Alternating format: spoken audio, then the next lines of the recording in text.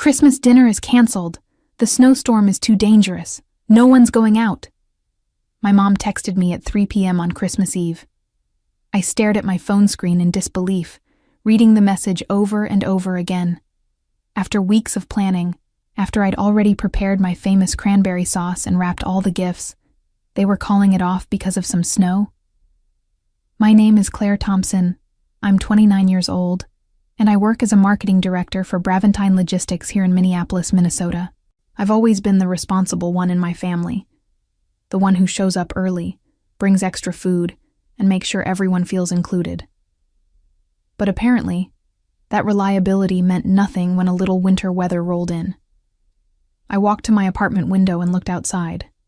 Yes, there was snow falling, but it wasn't the apocalyptic blizzard my mother was making it out to be. The roads were clear enough, and I'd driven in much worse conditions during my college years in northern Minnesota. Something felt off about this sudden cancellation, but I couldn't quite put my finger on what it was. My phone buzzed again. This time it was my brother Tyler. "Sorry, sis. Mom's right. Too risky to drive. Maybe we can do something next week?" His message felt rushed, almost dismissive. Tyler, who once drove through an actual blizzard just to make it to our cousin's wedding, was suddenly afraid of a few snowflakes. I spent Christmas Eve alone in my apartment, eating leftover Chinese takeout and watching old holiday movies. The cranberry sauce I'd spent hours perfecting sat untouched in my refrigerator, mocking me. I kept telling myself that family safety was more important than tradition, but the disappointment gnawed at me like a persistent ache. My sister Vanessa didn't even bother texting me directly. She just liked Tyler's message in our family group chat, which somehow felt even worse than being ignored completely. For someone who usually sent paragraph-long messages about every detail of her life, her silence was deafening. I tried to shake off the growing sense that something wasn't right. After all, what reason would they have to lie to me? We were family, and despite our occasional disagreements, we'd always spent holidays together. This was just an unfortunate coincidence, nothing more. As I drifted off to sleep that night, I couldn't escape the nagging feeling that Christmas morning would bring more than just disappointment. The snow continued falling outside my window, but inside my apartment, a different kind of storm was brewing. One that would change everything I thought I knew about my family. Christmas morning arrived gray and quiet. I woke up around 8 a.m. to find that the snow had stopped completely overnight, leaving behind a world that looked more like a winter wonderland than a dangerous driving hazard. The streets below my apartment were already plowed, and I could see cars moving normally through the intersection. I made myself coffee and opened the few gifts I'd bought for myself, trying to salvage some holiday spirit. My parents had raised me to believe that Christmas was about family togetherness, about setting aside differences and celebrating our bond. Growing up, we never missed a family gathering, not even when my dad broke his leg the year I turned 16. My relationship with my family had always been complicated, though I'd spent years convincing myself it was normal sibling rivalry. Tyler, 2 years younger than me, had always been the golden child, the star athlete who could do no wrong in my parents' eyes. Even now, at 27, he was working as a personal trainer while living in my parents' basement, yet somehow he was still treated like the success story of the family. Vanessa, my 25-year-old sister, worked part-time at a local boutique and spent most of her energy on social media and dating. She had this way of making everything about herself, turning every family conversation into a platform for her latest drama. But my parents ate it up, always eager to hear about her adventures and romantic escapades. Meanwhile, I'd worked my way up to a director position at one of Minneapolis's most successful logistics companies, bought my own apartment, and maintained financial independence since college graduation. Yet somehow, my achievements always seemed to fade into the background during family gatherings. When I'd gotten my promotion 6 months ago, my mom's response was, "That's nice, dear. Did you hear about Tyler's new client who used to play professional football?" I'd learned to accept my role as the reliable but unremarkable daughter. I was the one they called when they needed help moving furniture or advice about their problems, but I was rarely the center of attention or praise. I told myself it didn't matter, that I was above needing their validation. But sitting alone on Christmas morning, I realized how much I'd been craving their approval and inclusion. I'd spent weeks planning what to bring to dinner, thinking about conversation topics that might engage them, hoping this year might be different. The cancellation felt like more than just bad weather. It felt like another reminder of my place in the family hierarchy. I decided to make the best of the day by taking a long walk through my neighborhood. The fresh snow crunched beneath my boots, and the Christmas decorations in every yard reminded me that most families were probably gathered together, sharing breakfast and opening presents. I wondered if other people felt as alone as I did, or if that was just my particular burden to bear. By noon, I was feeling restless and decided to drive to the mall to see if any stores were open. Maybe I could find some post-Christmas sales to cheer myself up, or at least be around other people for a while. The roads were completely clear, confirming my suspicion that the dangerous storm had been greatly exaggerated. As I drove through my old neighborhood, the one where Tyler still lived with my parents, I found myself taking a detour past familiar streets. I told myself I was just being nostalgic, remembering Christmases from my childhood when we'd all pile into the living room and unwrap presents while Christmas music played in the background. That's when I saw them. Tyler's red pickup truck was parked in the driveway of 847 Oakwood Street, Vanessa's boyfriend Derek's house. But it wasn't just Tyler's truck. My parents' silver sedan was there too, along with Vanessa's blue Honda and 2 other cars I didn't recognize. They were all there, gathered at Derek's place, having what appeared to be a full family celebration. My heart stopped. I pulled over across the street, my hands shaking as I gripped the steering wheel. Through the large front window, I could see them moving around inside, holding drinks and laughing. My dad was wearing the ugly Christmas sweater I'd bought him last year, the one he claimed to hate but apparently wore to family gatherings I wasn't invited to. I sat in my car for 20 minutes, watching my family celebrate Christmas without me. Vanessa appeared in the window wearing a Santa hat, gesturing animatedly as she told some story that had everyone laughing. Tyler was holding what looked like a beer, his arm around some girl I'd never seen before. My mom was in the kitchen, probably preparing the traditional Christmas dinner she'd told me was too dangerous to attend. The realization hit me like a physical blow. They had deliberately excluded me. This wasn't about snow or safety. This was planned. They had decided to have Christmas without me, and they'd lied to cover it up. But why?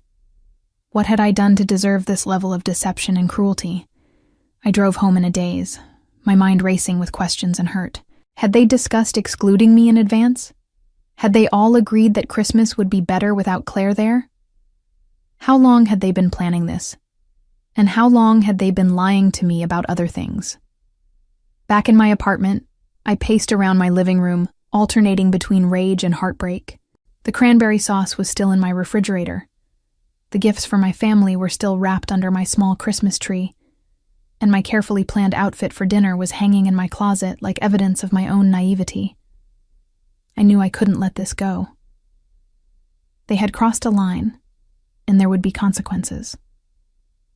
As I sat in my quiet apartment, surrounded by the remnants of my solitary Christmas, I began to formulate a plan that would ensure they never treated me like this again.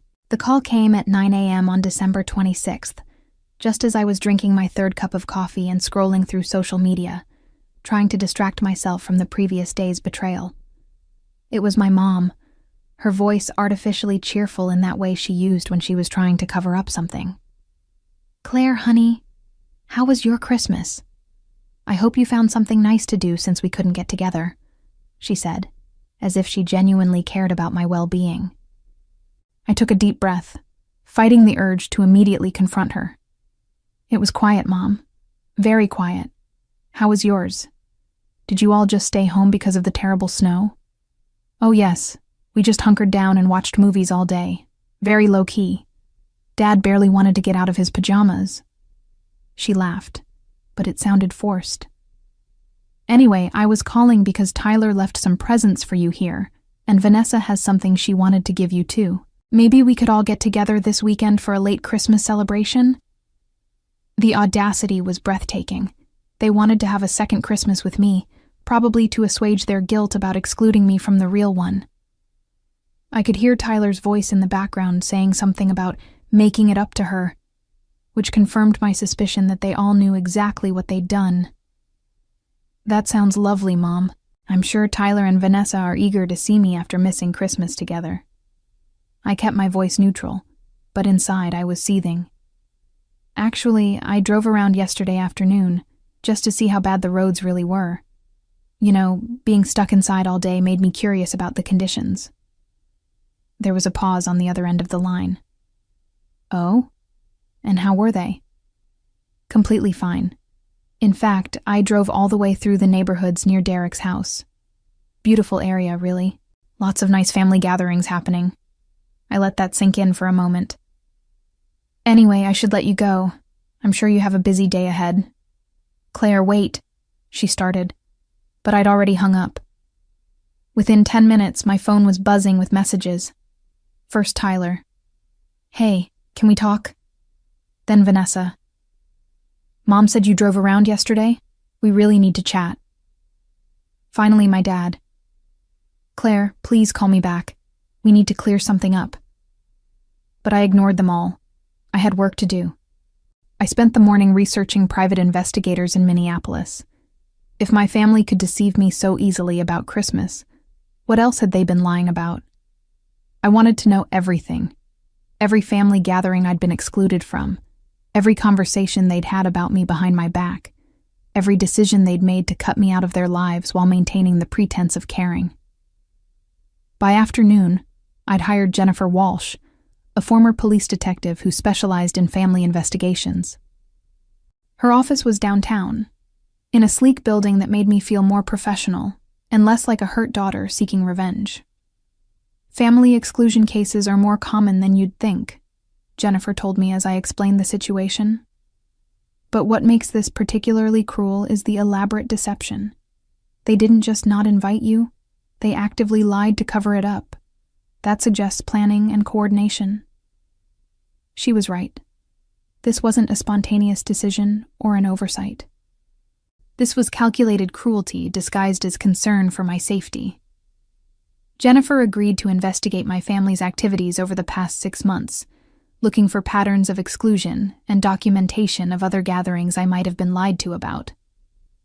"I'll need access to their social media accounts, phone records if possible, and any mutual friends who might have witnessed these exclusions," she explained. "We'll build a comprehensive picture of their deception." As I walked out of Jennifer's office, I felt something I hadn't experienced in years. A sense of control. For too long, I'd accepted my family's treatment as normal, telling myself that every family had its dynamics. But this Christmas had opened my eyes to the reality that they didn't just undervalue me. They actively worked to exclude me while maintaining plausible deniability. 3 days later, Jennifer called with her first findings, and they were worse than I'd imagined. She'd discovered evidence of at least 6 family gatherings over the past year that I'd been deliberately excluded from, each one involving the same pattern of lies and misdirection.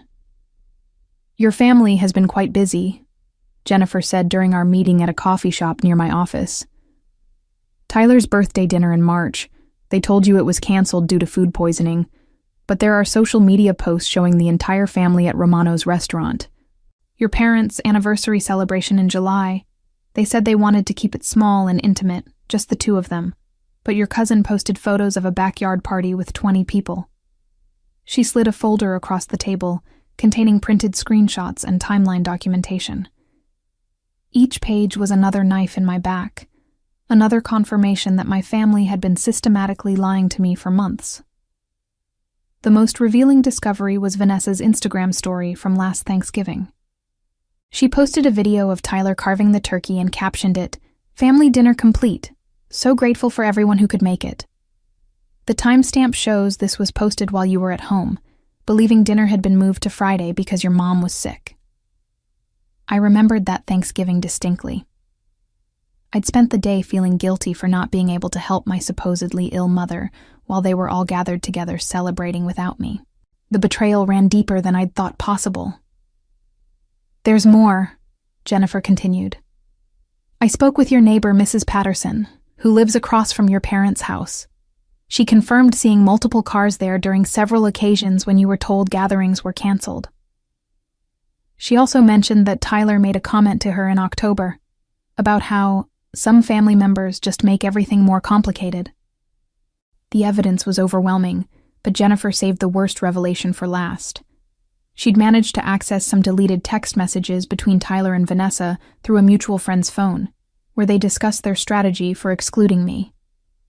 Tyler wrote, "Claire always makes everything about her career and accomplishments. It's exhausting." Vanessa responded, "Plus she judges everything we do. Derek feels uncomfortable around her." Then Tyler suggested, "What if we just started doing smaller gatherings without her?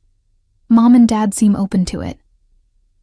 My hands trembled as I read their casual discussion of cutting me out of the family. They spoke about me like I was a burden, a problem to be solved rather than a sister to be loved. The smaller gatherings had apparently been code for everyone except Claire. I also found evidence that your parents have been discussing your career with other family members in a way that suggests jealousy, Jennifer added. Your Aunt Catherine told me that your mom frequently complains about how you think you're better than everyone because of your job success. There seems to be resentment about your independence and financial stability. This was the piece that finally made everything click into place. They didn't exclude me because I was difficult or judgmental. They excluded me because my success made them uncomfortable. My achievements highlighted their own shortcomings, particularly Tyler's continued dependence on our parents and Vanessa's lack of direction. "What's your next move?" Jennifer asked. I looked at the folder of evidence, feeling a mixture of vindication and heartbreak. I now had proof of their systematic deception, but I also had the power to use that evidence strategically. They'd spent months planning ways to hurt me while maintaining their facade of being a loving family. Now it was my turn to plan. "I want to document everything and then confront them all at once," I said. "But not just a conversation. Something public. Something that exposes their behavior to the extended family and friends who have been witnessing their lies." Jennifer smiled. "I have some ideas about that." Jennifer's plan was brilliant in its simplicity. New Year's Eve was approaching, and through careful social media monitoring, we discovered that my family was planning another gathering, this time at my parents' house. They'd already started the familiar pattern of misdirection, with my mom texting me about how they were just staying in this year and keeping things quiet. But Jennifer had confirmed through her sources that they were actually planning a party for about 15 people, including extended family members and family friends. The guest list included people who thought I was simply too busy with work to attend family events, not knowing that I was being deliberately excluded. "We'll create a comprehensive presentation," Jennifer explained. "Think of it as a business case, but instead of presenting quarterly results, you'll be presenting evidence of systematic family deception. We'll document everything with timestamps, screenshots, and witness statements." She'd even arranged for a friend of hers, a professional videographer, to help create a polished digital presentation that could be easily shared via email and social media. The presentation would be titled, "A Year of Family Lies, The Claire Thompson Story," and would methodically expose each instance of deception with supporting evidence. But the masterstroke was the delivery method. Instead of confronting them in person, which would allow them to interrupt, deny, or control the narrative, I would send the presentation to everyone who'd been attending these secret gatherings. Extended family, family friends, neighbors who'd witnessed the lies. Everyone would receive the same evidence simultaneously. "The beauty of this approach," Jennifer explained, "is that they can't claim you're being dramatic or oversensitive when faced with documented proof. They also can't craft individual explanations for different people because everyone will have the same information." I spent the week between Christmas and New Year's Eve crafting the presentation with Jennifer's help. We organized the evidence chronologically, starting with the earliest documented exclusion and building up to Christmas Day. Each section included a brief explanation of what I'd been told versus what actually happened, supported by photographic evidence, social media screenshots, and witness statements. The most powerful section was titled, "The Christmas Deception," which included photos I'd taken of all their cars at Derek's house, alongside screenshots of my mom's text claiming the dinner was canceled due to snow, followed by weather reports proving the roads were clear. "This isn't about revenge," I told Jennifer as we finalized the presentation. "This is about truth and accountability. They've spent a year gaslighting me, making me feel like I was imagining their coldness or being too sensitive about their behavior. But the evidence shows a pattern of calculated cruelty." Jennifer nodded. "You're also protecting yourself from future deception. Once this is public, they can't continue these tactics because everyone will be watching for patterns." On December 30th, the day before their New Year's Eve gathering, I scheduled the email to send at 6 p.m., right when people would be checking their phones before dinner, but with enough time for the information to spread before the party. The recipient list included my parents, Tyler, Vanessa, all 4 of my grandparents, 6 aunts and uncles, 12 cousins, my parents' neighbors, several family friends, and Tyler and Vanessa's significant others. The subject line read, "Important family information. Please read before tonight's gathering." As I clicked the schedule button, I felt a strange sense of peace. For the first time in years, I was taking control of my relationship with my family instead of passively accepting their treatment.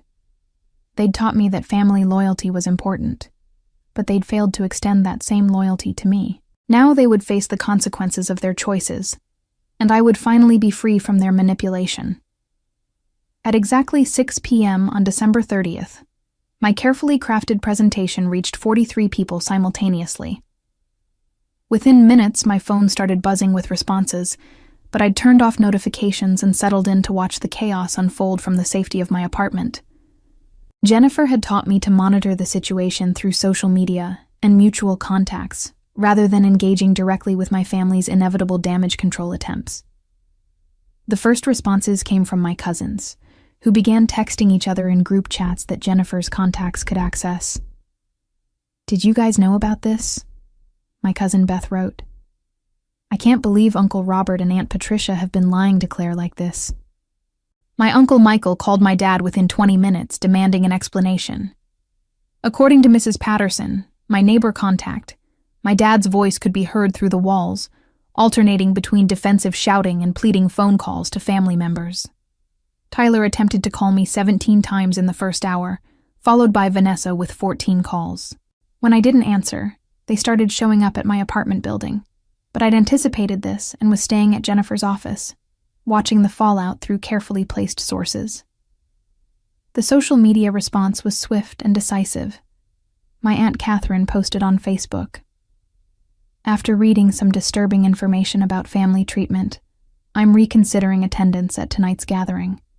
Family should mean honesty and inclusion, not calculated exclusion." 3 cousins and 2 family friends canceled their plans to attend the New Year's Eve party. The guest list that was supposed to be 15 people was now down to 8, and those 8 included my immediate family members who couldn't exactly cancel on themselves. The presentation had included a final section titled "Moving Forward," where I'd explained that I would be taking a break from family interactions until they could demonstrate genuine accountability and changed behavior. I wasn't cutting them off permanently, but I was setting boundaries that prioritized my emotional well-being over their comfort. By 9 p.m., the party that was supposed to be a celebration had apparently turned into an emergency family meeting about damage control, according to Derek's social media posts, showing him leaving early with Vanessa. The next morning brought a flood of apology attempts that revealed just how little my family understood about the damage they'd caused. My mom's first text read, "Claire, we can explain everything. You're taking this out of proportion. Let's talk like adults." Tyler's message was even worse. "I know you're upset, but airing family business publicly is really immature. We made some mistakes, but this response is way over the line." But the message that truly showed their lack of understanding came from Vanessa. "I can't believe you hired a private investigator to spy on your own family. That's actually psychotic behavior, Claire. Maybe we excluded you because you're genuinely difficult to be around. Jennifer had warned me that they would try to flip the narrative, making me the villain for exposing their behavior, rather than taking responsibility for the behavior itself. The fact that they were more upset about being caught than about what they'd done confirmed that my decision to go public had been correct. However, the extended family's response was overwhelmingly supportive. My grandmother, Helen, called me directly to apologize for not noticing the pattern and to invite me to a New Year's Day brunch with just the grandparents and a few cousins, people who wanted to rebuild trust rather than defend lies. "I raised your father better than this," she said during our conversation. Excluding family members while lying about it is not how the Thompsons behave. You did the right thing by standing up for yourself. The most satisfying response came from Derek's family, who had witnessed some of the discussions about excluding me. Derek's mother reached out to express her disgust with my family's behavior, and to assure me that Derek's comments about being uncomfortable around me had been fabricated by Vanessa to justify the exclusions. By New Year's Day, the truth was fully exposed, and my family faced a choice: genuine accountability or continued isolation from the extended family who now knew their true character. The aftermath of my revelation was swift and devastating for my family's social standing. My parents found themselves increasingly isolated from extended family gatherings, as relatives began questioning what other deceptions they might have orchestrated over the years. Tyler's relationship with his new girlfriend ended when she learned about his role in systematically excluding his own sister, and he was forced to move back into my parents' basement after losing his apartment due to the social fallout affecting his personal training business. Vanessa's relationship with Derek crumbled when his family made it clear they wanted nothing to do with someone who could orchestrate such cruel family manipulation, and she found herself blocked from several social circles who had witnessed her lies. My parents' reputation in their neighborhood suffered as Mrs. Patterson and other neighbors began sharing stories about the deceptive patterns they'd observed, turning my parents into social pariahs in their own community. As I settled into my new life with clear boundaries and honest relationships, I realized that exposing my family's deception had freed me from years of self-doubt and emotional manipulation. The investigation had cost me $3,000 and several sleepless nights. But it had given me something invaluable: the truth about who my family really was, and the confidence to demand the respect I deserved. Sometimes the greatest gift you can give yourself is the courage to walk away from people who don't value your presence, even when those people share your DNA.